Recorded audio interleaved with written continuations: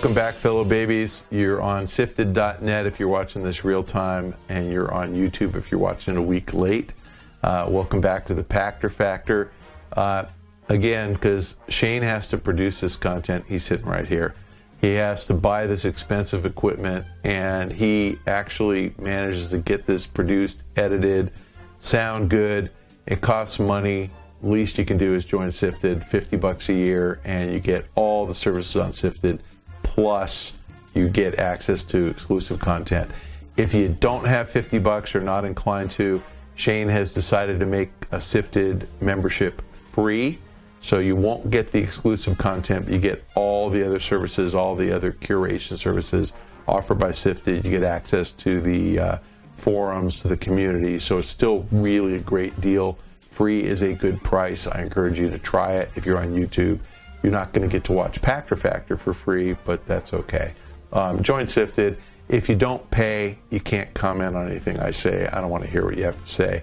If you do pay, awesome. You can criticize me to your heart's content. Thanks for joining us. Let's get on to questions. Our first question from the SIFTD site, from Roll Tide 1017. Roll Tide. I hope you're in Alabama. Otherwise, you suck, because I went to the University of Florida, and I know you guys dominate, but still, Florida. We love Florida. Microsoft announced almost all of its Xbox One exclusives for PC. How much does this move hurt the Xbox brand in the console market? Should Sony consider a similar move, or does it make more business sense to keep its exclusive games on PlayStation hardware? I think that you're missing the point of what Microsoft's trying to do. The exclusives that they're offering on PC are actually called Xbox Anywhere, so they're branding it as Xbox. The access to your PC game is through your Xbox Live account. So if you go to Windows 10 and you click on the start button, the bottom left corner, up pops your Xbox dashboard. It actually looks like your Xbox dashboard on the Xbox.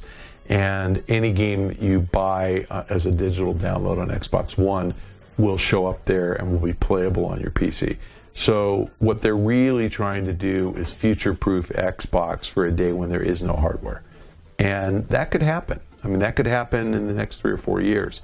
I don't think hardware is going away. I think each succeeding console cycle will be about half as big as the one before it, because ultimately, as they migrate people to Windows 10, there's no real reason to buy an Xbox. You'll still buy the game, but the idea is that you don't actually need special hardware to play it. Any PC that runs Windows 10 theoretically will play Xbox One games. Obviously, there will be minimum system requirements. But I think what Microsoft's really trying to do is stay relevant. And I think their goal is to, instead of selling Xboxes at very low profit and then collecting a manufacturer's royalty on each game disc sold, which currently on a $60 game, the manufacturer's royalty and manufacturing reimbursement is about $12. And the disc costs about 70 cents. So they make $11.30. They would rather sell you a digital copy. They get 30% of that, so they get $18. And sign you up for Xbox Live, they get $60. And if they do that, who cares if you have a console? So if Microsoft allows people to play on Windows 10 and people buy the white Xbox controller, which is Bluetooth and will work with your PC, what do they care if you buy an Xbox? They're getting $18 for every game you buy, and they don't have to deal with the console. They don't have to market it. They don't have to take a loss on them. They don't have to worry if Sony's ahead of them. And if you think about it, I mean, Windows 10 is free. So if you upgrade your PC in the next 5 years and you buy one that is as fast as an Xbox One, and I'm guessing you can buy a PC for about $300, it's just as good as an Xbox One, then what do they care? How long until it's easy to connect your PC to your TV and still play on your TV? Your laptop could be possibly in a different room.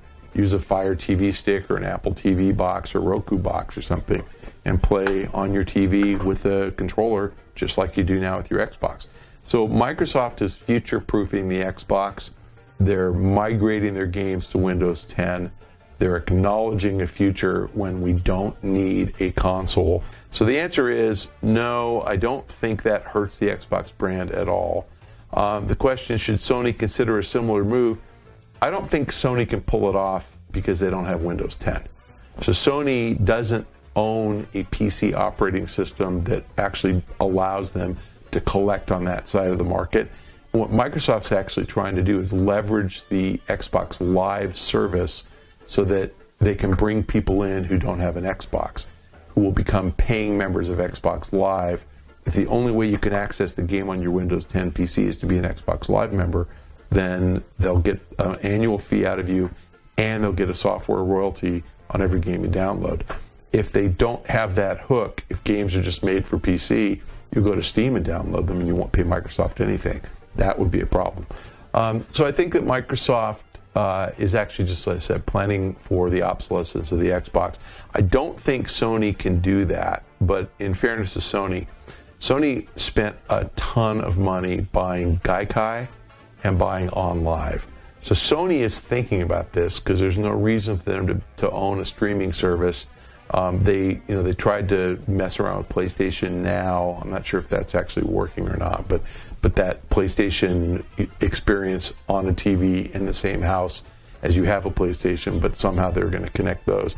I think Sony is very much thinking about this. They just don't have the same infrastructure that Microsoft does with Xbox and Windows, where those two things can work together.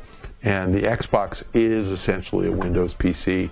I think Microsoft gets a boost if the Xbox Scorpio is something that supports Oculus and Vive. I think you'll see a migration there.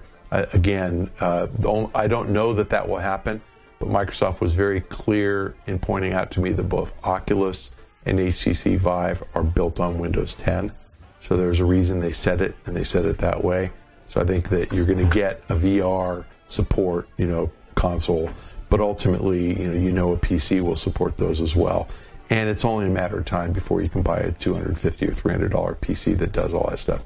The better question is, do we even need PCs anymore? I don't know. Tablets will probably do it.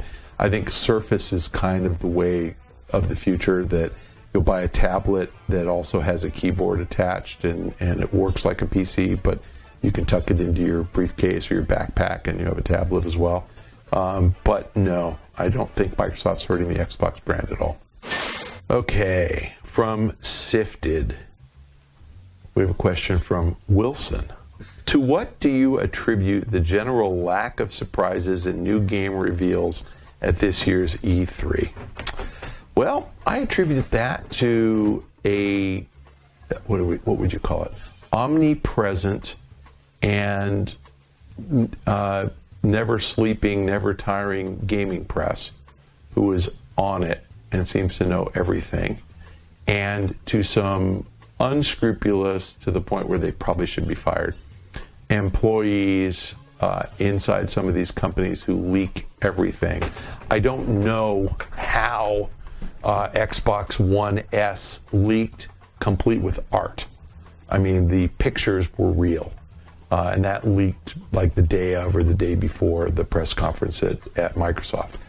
I don't know how that got out. That was crazy. And you saw the pictures and they looked like they might be real. Then they showed the Xbox One S and those pictures were absolutely real.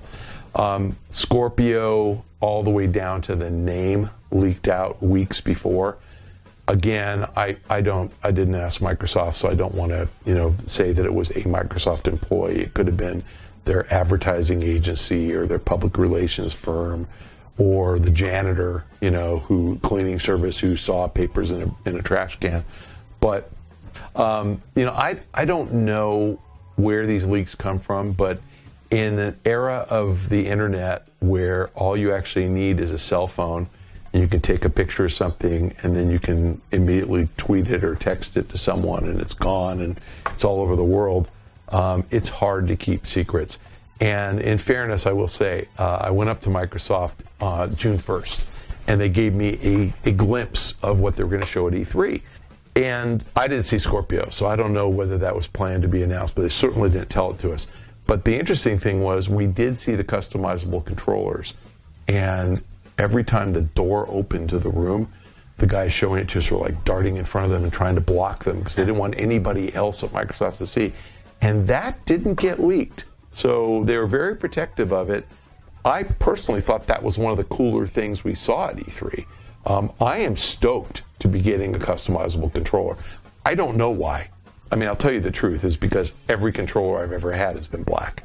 And I just love, I mean, I guess I've had some of the cool, like Gears of War or Call of Duty, you know, speckled controllers, but my controllers have always been black, and I'm getting a baby blue one with silver buttons, and I think that's really cool.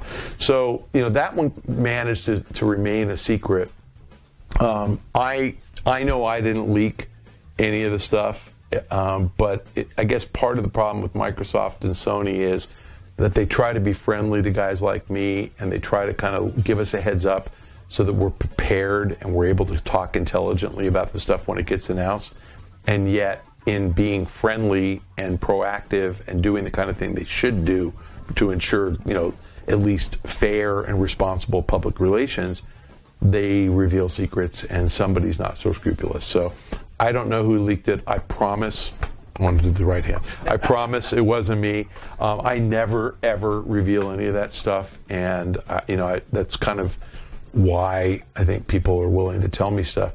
I think that is just horrible, and it makes me mad. So the lack of surprises is because everything leaks out before. Okay, we have a question from SIFTD from Suicide King. Would there be a benefit to Microsoft and Sony doing a trade-in program for their new Scorpio and Neo consoles besides some goodwill with customers? You know, sure. I don't know that you need to do that because GameStop in the U.S. does a pretty good job with that on their own. You know, GameStop is pretty efficient, and they will give you, you know, something reasonable, like something close to half of the value of the new console. So, you know, say if you have an Xbox One S, they'll give you $100 or $150, and they'll mark it up and sell it for $200, and they'll be happy. But I don't know that you need the console manufacturers to sponsor that. But I think the answer is if in fact there was no market for the older consoles, then yes, there would be a benefit to Microsoft and Sony to make sure that people had the currency to buy a new console. You know, interestingly, you see the phone carriers take a loss on trade-ins of phones. So they give you like that $200 credit for your iPhone 6 if you buy a 6S. And they're not selling that thing for $200. I mean, a used iPhone 6 is probably worth about $300, and it's got to be refurbished and cleaned and brand new earbuds. You can't recycle earbuds. So, you know, probably they're not making any money giving you $200. It's a pretty good discount, but also, as you know, phones become obsolete pretty quickly. But those guys do it because the market has gotten so competitive, and different carriers are trying to get you to sign up for the very expensive service plan, which is where the money is. Microsoft and Sony don't really have that other than PlayStation Network or Xbox Live. So I could see them, you know, I think if they were smart, they'd say if you trade in your Xbox One or PS4 for a Scorpio or Neo, we'll give you 1 year of Xbox Live free, and, you know, the same thing GameStop would give you for your old console, but GameStop will do it, and they don't really need to give anything away free. So I don't think it's happening. I think you just count on GameStop staying in business. Woe be the day when GameStop is no longer around, because when everything goes digital, there's not going to be a market for used games or for used consoles. It's going to be really hard, and most people aren't going to hassle dealing with eBay and hoping that someone pays them, or dealing with Craigslist. So I think GameStop provides a valuable service. I like them. We should keep them around. You guys should buy your games at GameStop and support them because they create a market for your used stuff. Okay, our last question this week comes from Substance 104 from the SIFTD site. The new Zelda seems to have benefited a lot by being Nintendo's spotlight title at E3, but will Zelda be enough to carry the NX launch in the wake of Neo, Xbox One S, and Scorpio? The display was unbelievable. If you're not in the games business and you couldn't attend E3, it was mind-blowing what a great job they did. They basically took up their entire booth space, and made it a big open room with walls that went up to the ceiling. And the ceiling at the convention center is like 40 or 50 feet high. So really, literally 40-foot walls. It was unbelievable. And you entered through this little cavern. It was so well done. It really looks great. The answer is, the Wii U has sucked. It's a complicated, hard to use console because the gamepad just adds a layer of complexity that's not intuitive and people didn't like it. It wasn't well designed. The gamepad didn't have a battery life that was, efficient for people who play more than an hour at a time.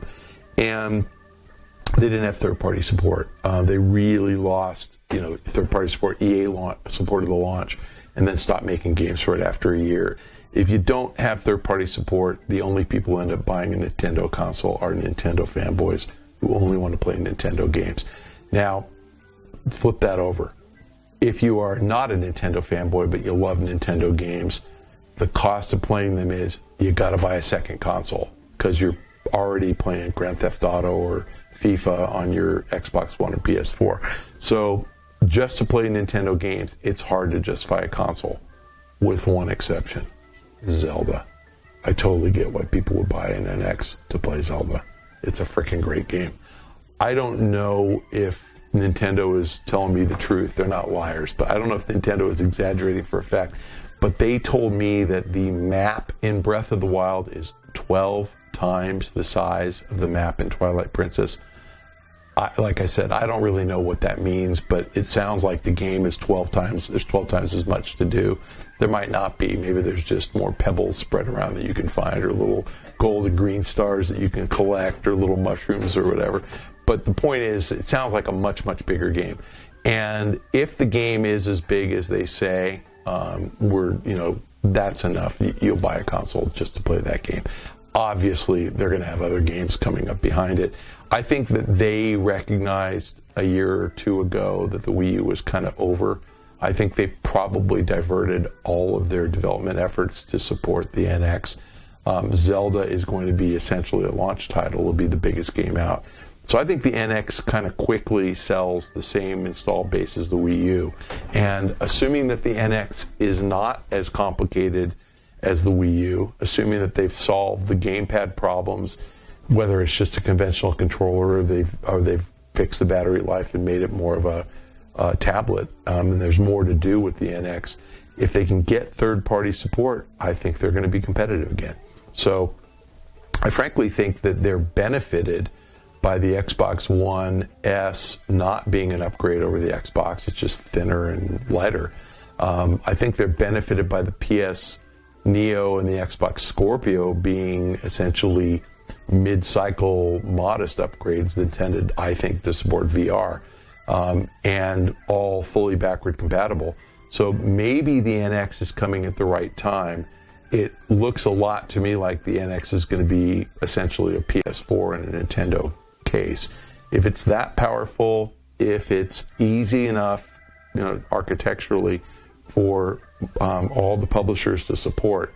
So if FIFA is on the NX, if Call of Duty and Battlefield were on the NX, then absolutely I think this thing's going to sell really well. So I think Nintendo, let's hope they get their mojo back. Let's hope that they are good to third-party, publishers and they get that support. If they do, I frankly think it is enough to carry the NX launch. If the only game you can play on the NX is Zelda, then I think it'll sell 10 million units and die a slow death again. If they get third-party support, I think it'll sell 20, 30, 40, 50 million units and be a solid competitive console. Okay, fellow babies, so SIFTD's free now. If you're a SIFTD member and you're paying $50 a year, you get access to exclusive content like Pachter Factor. If you don't have $50, but you want to get on the site and talk about how great Pachter Factor is, it's free. If you don't pay and you join SIFTD for free, you're only allowed to talk about how great Pachter Factor is. We don't want to hear any criticism from non-paying members. I think I'm going to get Shane to ban you from the site if you say anything bad about me and you're not paying $50. So the cost of criticism is $50. Okay, that's it. I have nothing more to say. Thanks for joining us. We'll see you next week.